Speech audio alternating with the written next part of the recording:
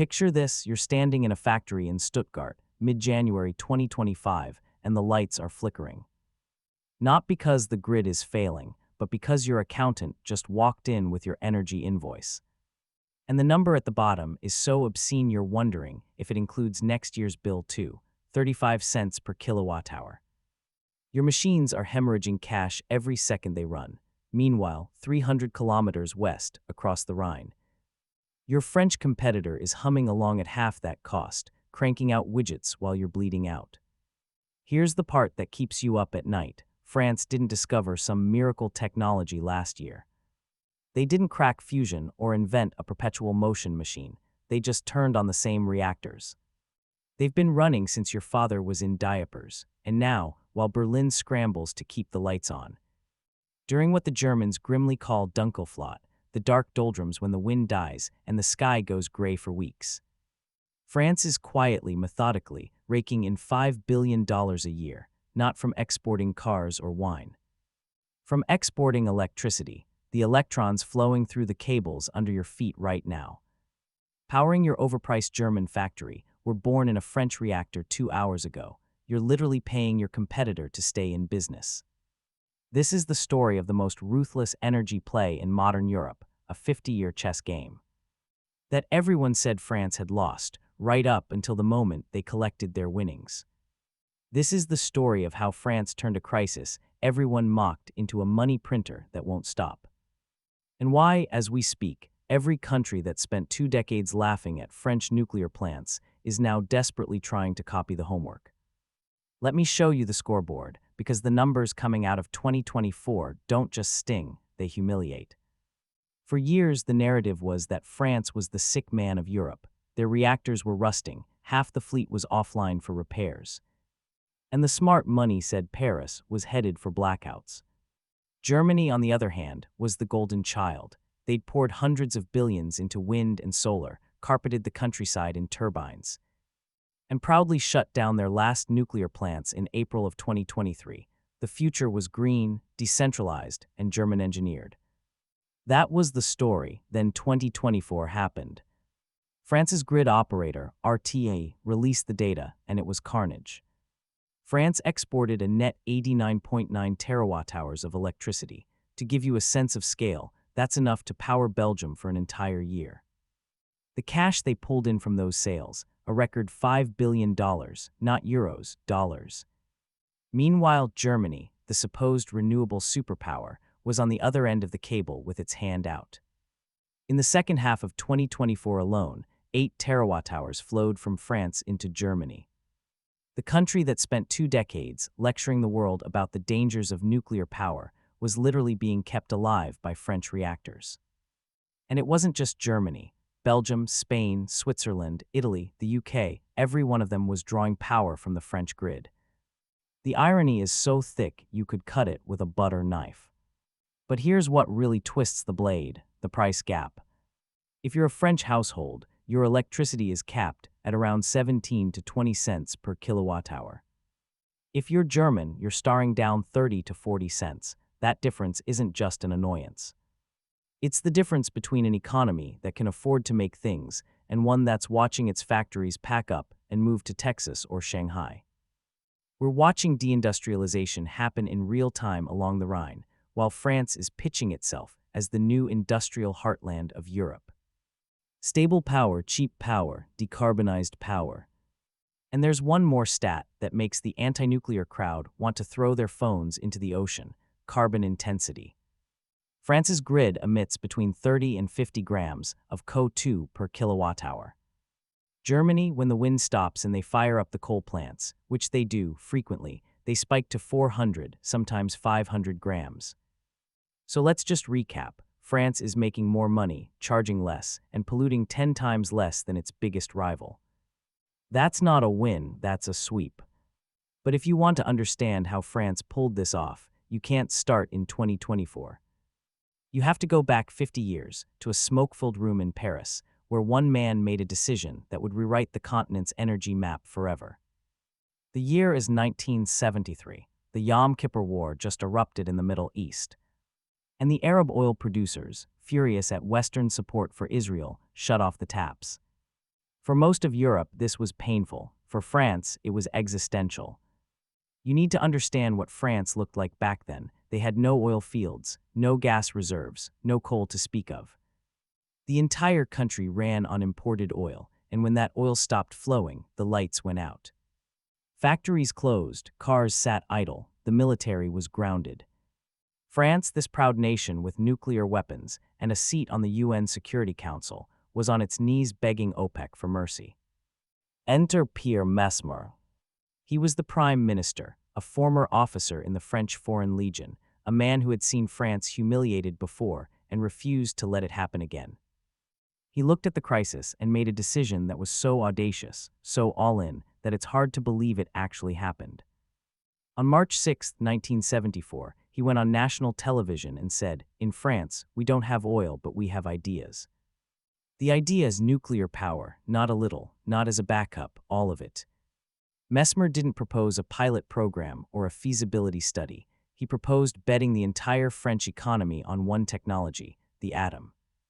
There was no referendum, no 10-year environmental review, no focus groups. The government simply said, "We're doing this," and then they did it. What followed was the most aggressive infrastructure build-out in human history. Between the late 70s and early 90s, France built 58 nuclear reactors. They were pouring concrete and connecting turbines to the grid every few months. It was a construction blitz that makes China's Belt and Road Initiative look cautious. And here's the secret sauce: standardization. The Americans, bless them, treated every nuclear plant like a bespoke luxury car. Custom designs, custom parts, custom control rooms. It made them insanely expensive and impossible to scale. The French did the opposite. They picked one design, the pressurized water reactor, and they copy-pasted it across the country.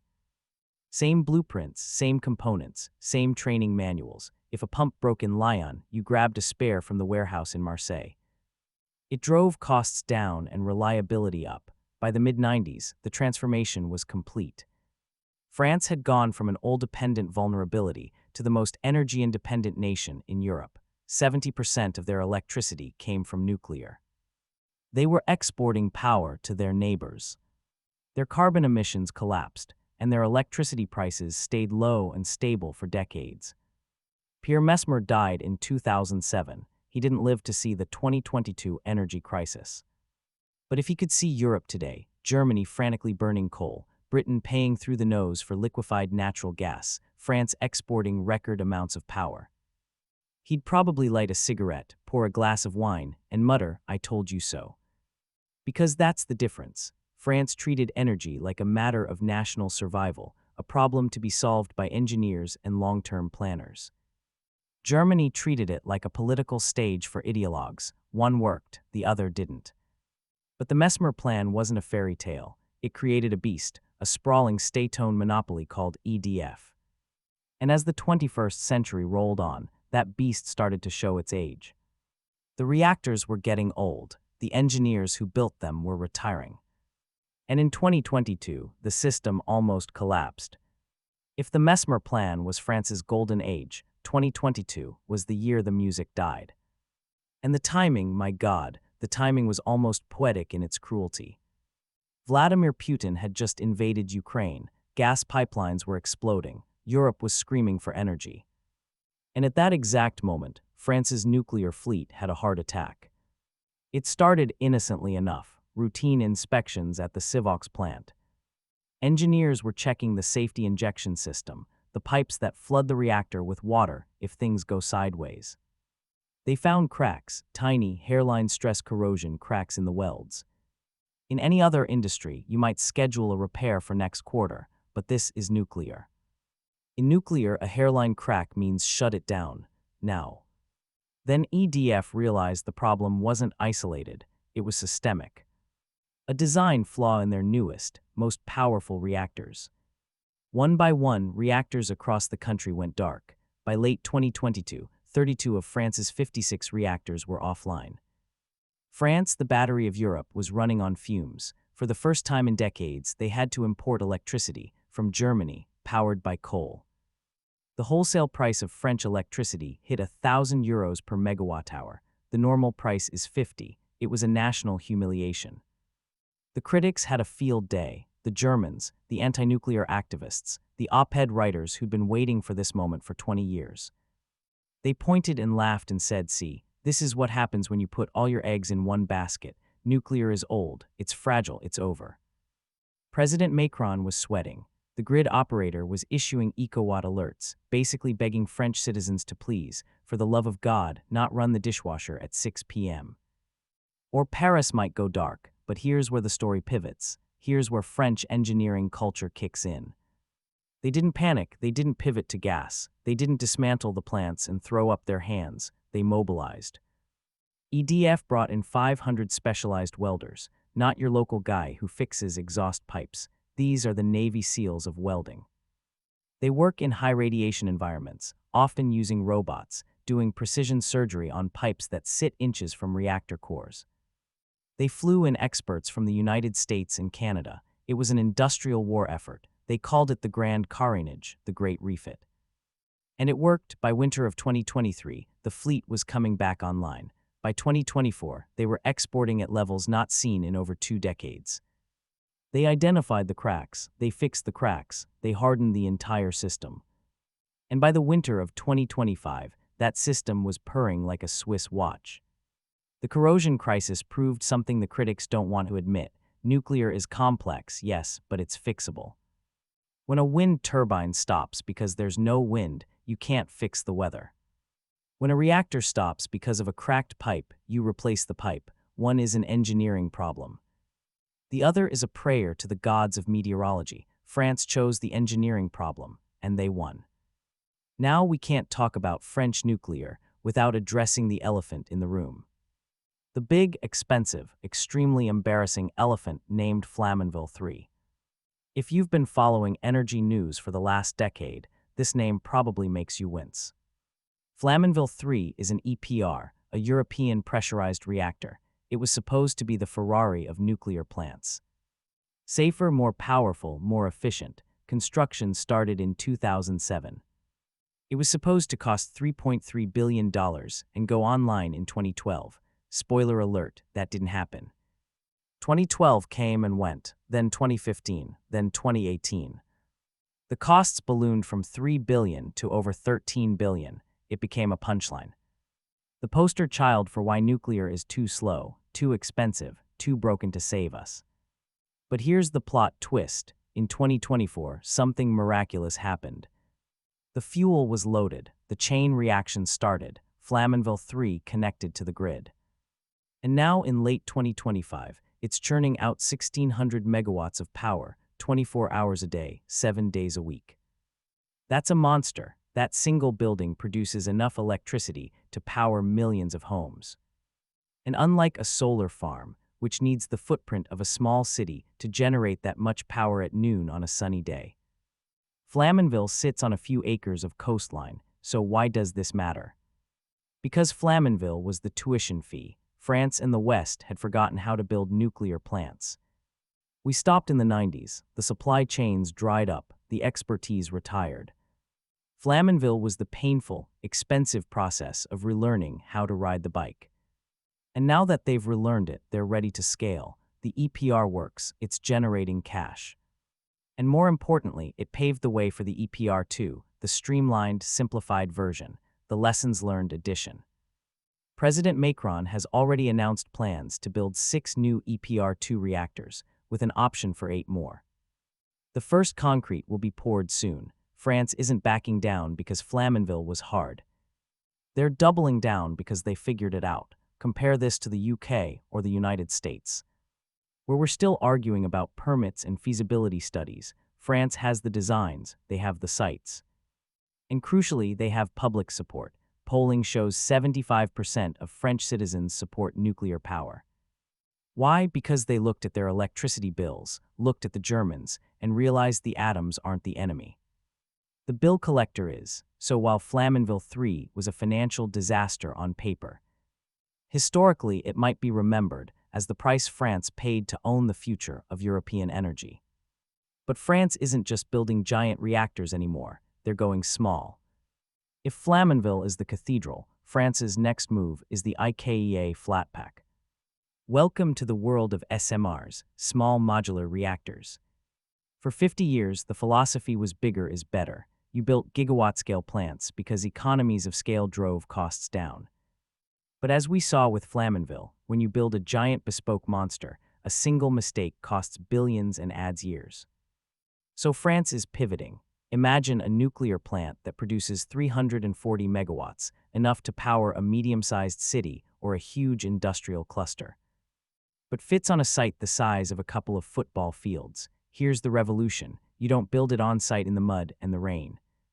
You build it in a factory. Robots weld the pressure vessels on an assembly line. Quality control is perfect.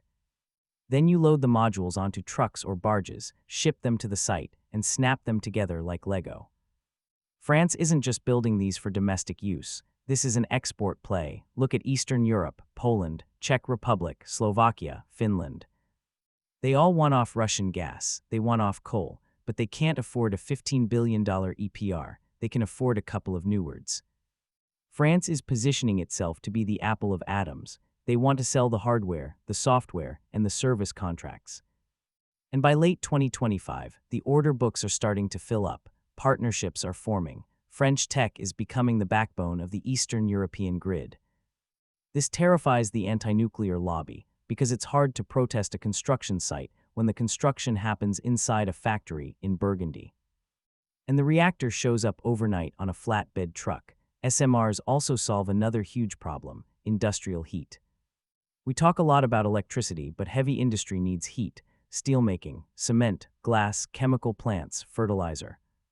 You can't do that with wind turbines. You need fire. SMRs can be placed right next to a factory and pipe steam directly into the production line.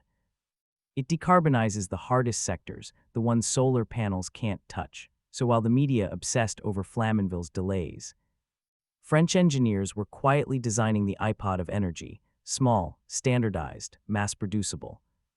Now let's talk about the thing that actually matters to you: the price on your bill. Why is it so high in some places and stable in others? To understand that, we have to talk about a word that makes free market purists break out in hives: nationalization. In 2023, the French government finally admitted that the free market experiment in nuclear power was a disaster.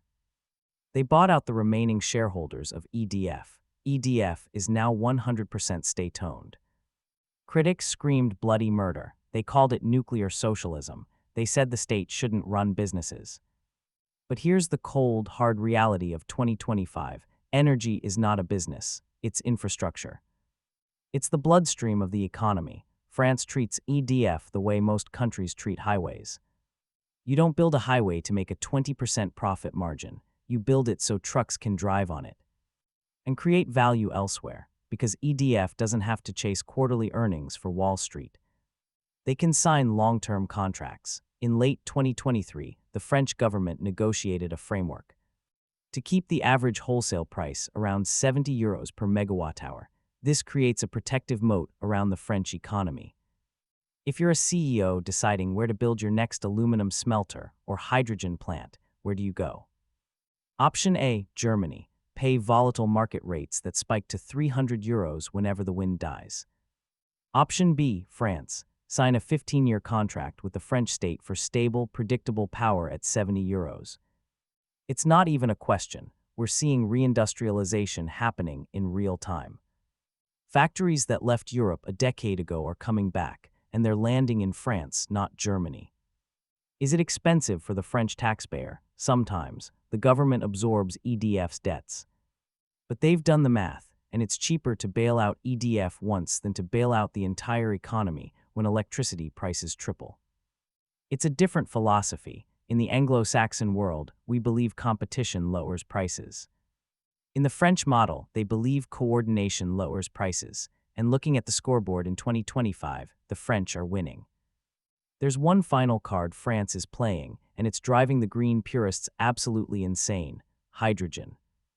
Everyone agrees hydrogen is the fuel of the future for trucks, ships, and steelmaking. But the fight is over how you make it. Germany wants green hydrogen, made using wind and solar, preferably imported from North Africa or the Middle East, because Germany doesn't have enough sun or space. France looked at that plan and said, wait, we have 56 nuclear reactors running 24/7. At night, demand drops. Why don't we use that spare nuclear power to split water and make hydrogen? This is called pink hydrogen, or sometimes yellow hydrogen, depending on who you ask. For years, Brussels, pressured by Berlin, tried to block this. They said hydrogen only counts as clean if it comes from renewables. They didn't want nuclear to qualify.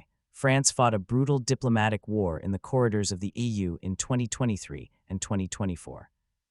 And they won. The EU finally conceded that nuclear-derived hydrogen counts as low carbon. This changes everything. It means France can produce hydrogen domestically, immediately, and cheaply. They don't need to build a pipeline from the Sahara Desert. They just need to plug an electrolyzer into the reactor in Lyon. This positions France to become the hydrogen hub of Europe. They can decarbonize their heavy industry faster than anyone else. Because the power source is already there, humming away in the background, it's the ultimate efficiency play. The reactors run at full power all the time. During the day, they light up Paris. At night, they fill hydrogen tanks for the trucks and ships of tomorrow. But let's pump the brakes for a second, because before we crown Macron as a genius and France as a utopia, we need to talk about the Achilles heel. The risks are real and they're scary. France has solved the generation problem, but they've swapped one dependency for another. They don't need Russian gas anymore. But they do need uranium, and France doesn't mind uranium. They closed their last domestic mine in 2001. They import 100% of their fuel. From where? Kazakhstan, Uzbekistan, Australia, Niger. You might remember the coup in Niger a couple of years ago. It sent a chill down the spine of the French establishment. Because 15 to 20% of their uranium came from there. Now uranium is easier to stockpile than gas. You can fit years' worth of fuel in a single warehouse. But it's still a geopolitical tether. France is aggressively diversifying, cutting deals with Canada and Mongolia. But the reality remains, they're dependent on foreign rocks. And then there's the waste. The byproduct of this industry lasts for 100,000 years. France recycles a lot of its spent fuel at the La Hague facility, something the United States doesn't do. They extract plutonium and uranium and reuse it in MOX fuel. It dramatically reduces the volume of waste.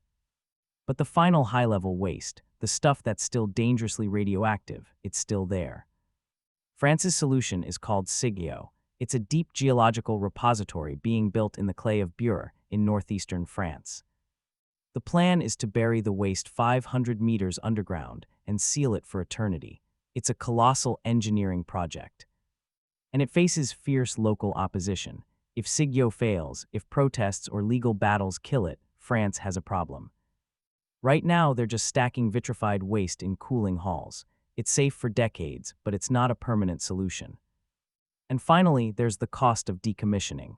Eventually, these 56 reactors will reach the end of their lives. Taking them apart is breathtakingly expensive. EDF sets aside money for this, but skeptics argue they haven't set aside nearly enough. If decommissioning costs double or triple, the French taxpayer is on the hook for tens of billions. France is betting that future technology, maybe Generation 4 reactors that can burn the waste as fuel, will solve this problem. But it is a bet, so why is France winning the energy war? It's not because they're smarter, it's not because they're richer, it's because they were stubborn. In a world addicted to the next big thing, France stuck with the old big thing. While the rest of Europe chased the fantasy of a grid powered 100% by the weather. France respected the laws of physics. They understood that a modern industrial society needs baseload power. It needs a heartbeat. The Messmer Plan in 1974 was a gamble. The grand carnage in 2022 was crisis management at its finest. And the SMR push in 2025 is a vision for the next 50 years. Germany bet on ideology. They bet the world would change to fit their vision. France bet on engineering. They bet the world would need power, no matter what the weather was doing. And as we look at the energy bills rolling in this winter, the winner is clear. France is exporting power, attracting factories, and leading the low-carbon revolution without killing its economy. They proved you can decarbonize without deindustrializing. It turns out the old technology wasn't obsolete. It was just waiting for the rest of us to realize how badly we needed it. The lesson here isn't that nuclear is perfect. It's that long-term planning beats short-term politics every single time. France planted trees 50 years ago, and now they're sitting in the shade. The question is, what trees are we planting today for 2075?